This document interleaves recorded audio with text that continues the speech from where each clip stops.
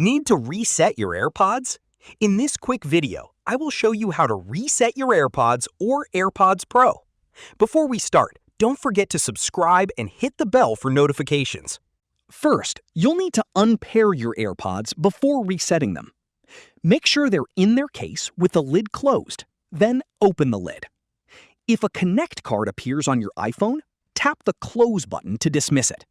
Your AirPods should appear on your paired device in Settings under your name, but if they don't, you can find them in your Bluetooth settings. On your iPhone, tap your AirPods and scroll all the way down in your AirPods settings. Then tap Forget this device. If you're in your Bluetooth settings, tap the More Info button first, then tap Forget device, and tap Forget device again to confirm. Your AirPods will be removed from all devices connected to your iCloud account. They are now unpaired.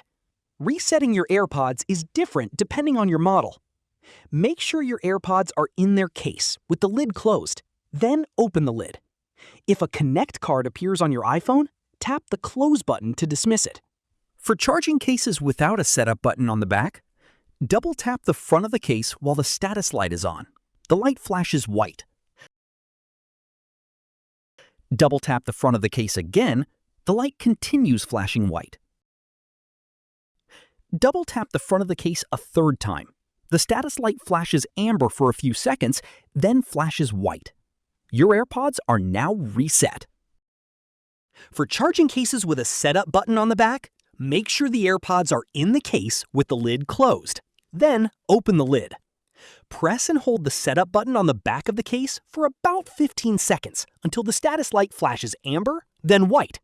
Your AirPods are now reset and ready to pair with your device. Hope the video helped you, and don't forget to subscribe.